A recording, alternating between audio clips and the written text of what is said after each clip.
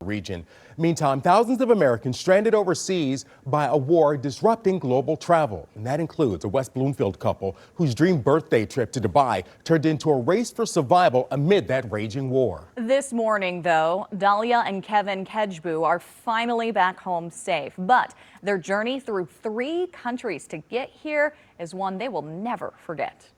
7 News Detroit Faraz Javed spoke with them about their efforts to get home this morning, and he's sharing their story. As we're sitting at the pool, we're having some snacks and some drinks, and then we heard boom.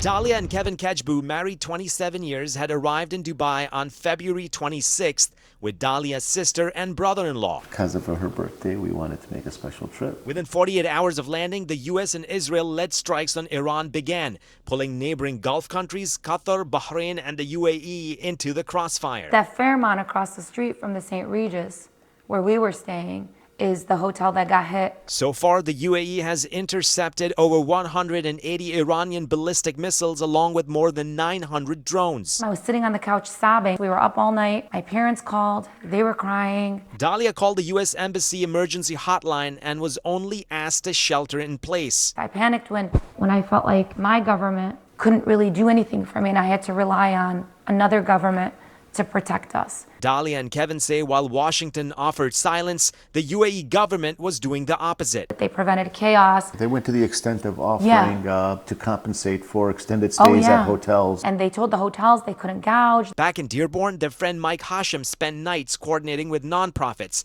and contacts on the ground in Dubai, trying to find a way out for the 4 Americans. We love this country, we stand for this country, and when we're in harm's way, they need to come pick us up. With all of the flights out of the region suspended, Dahlia says it was an American Express travel agent who located 4 seats on Oman Air out of Muscat. This meant a 6-hour drive through the desert. Out of desperation, the 4 Americans were left with no choice but to hire a cab. At the Hatta border crossing, the hired driver demanded 10,000 dirhams. That's roughly $2,800 US, nearly 10 times the standard rate. He starts, getting all the cash ready. But that's when a Dubai border police officer noticed the tourists in despair, and what happened next left them in shock. He said, "You should be ashamed of yourself. We're fasting." And I was like, God bless this man. The Dubai police officer ordered the driver to hand over every cent. Like we're the foreigners. It was just amazing. From Dubai to Muscat to Istanbul and finally back to Metro Detroit. God bless the USA. We are home, guys. From the time the bombing started, I felt like we were on a mission. Yeah. Our mission was to get home. We have 3 kids to come home to. How shameful that we live in this country and the State Department is telling us find a way out. Now, the Kedjbus are back home in West Bloomfield, enjoying the comfort of their home. In the meantime, there are still thousands of Americans still stranded in the Middle East as the war rages.